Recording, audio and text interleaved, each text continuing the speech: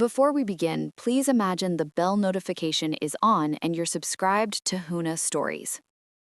The bow was bigger than my future. It sat there, obscene and glossy, breathing in the living room light like it owned the house. Red ribbon, factory perfect. The BMW key fob gleamed in my sister's palm while the room applauded itself. Then it was my turn. A small box, light, apologetic. I opened it. $2 socks, gray, thin, the kind you buy because you forgot someone exists. I looked up. Dad didn't flinch. He didn't blink. He didn't even pretend. He said it calmly, like a verdict already signed. Everyone gets what they deserve. Take it or get out. The fire popped. My sister smiled without teeth, and something inside me went very still. I remember thinking, good, let's begin. I learned early how to disappear without leaving the room. It was a skill you develop when love is rationed and attention is currency. I paid rent in silence. I earned praise in effort. I worked harder, spoke less, and waited for fairness to arrive like a delayed train. It never did. My sister learned a different language. She learned how to tilt her head, how to cry on cue, how to let Dad believe he was rescuing her every time she fell, usually into something expensive. I was the dependable one, the one who fixed the sink at midnight, the one who drove Dad to appointments, the one who covered bills quietly and pretended it didn't hurt. Christmas used to be neutral ground. That illusion shattered with the sound of wrapping paper. The socks smelled like dust and finality. I didn't leave right away. I sat there, socks folded in my lap, watching the room breathe around me, watching my sister avoid my eyes, watching Dad's jaw set like he'd rehearsed this moment. There were small things I'd ignored for years, accounts I wasn't allowed to see, conversations that stopped when I entered, the way Dad's voice softened only for her, the way my name became a chore. I smiled. I thanked them. I folded the socks carefully.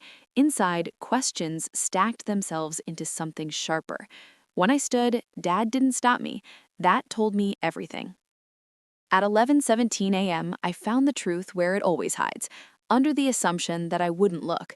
Dad's office, the desk drawer that stuck unless you pulled left, years of paperwork organized with the confidence of someone who never expects consequences. I wasn't looking for revenge. I was looking for proof that I wasn't crazy. I found bank transfers, properties, a trust, my name used like a placeholder, then erased, loans taken against my credit, signatures scanned, my sister's initials everywhere like graffiti. The room didn't spin. I didn't cry. I felt cold clarity settle in, precise and surgical. They hadn't just favored her, they had fed her with me. Silence became my ally. I copied everything: screenshots, statements, emails with timestamps that told a better story than any confession ever could. I watched patterns emerge like constellations: Dad's late night login, my sister's sudden business ventures. I packed light, only what mattered: clothes, documents, a calm that felt earned. At 3:58 a.m., I placed my keys on the counter. I wrote no note. Notes beg. I don't beg. Under the tree where the BMW had been worshipped hours earlier, I placed one envelope, RS1. Inside it, a drive labeled and indexed, evidence mapped to laws, instructions, a timeline, copies addressed to banks, attorneys, and an auditor who loved puzzles. I made sure it looked like a gift. Then I left. By morning, the house awoke to consequences. Dad opened the envelope, expecting absolution. He found a mirror. My sister called me first. Her voice cracked halfway through my name.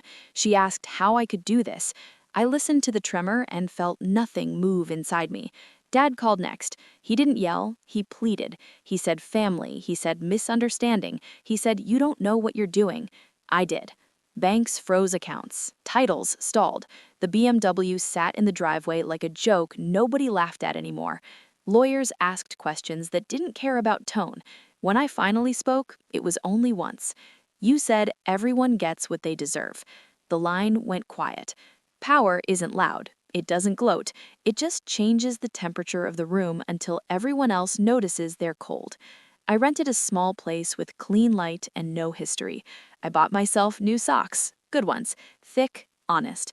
Sometimes I think about the tree, about the red bow, about how easily people confuse gifts with grace. I don't feel guilty. I feel accurate. They taught me the rules. I just learned how to play without asking permission.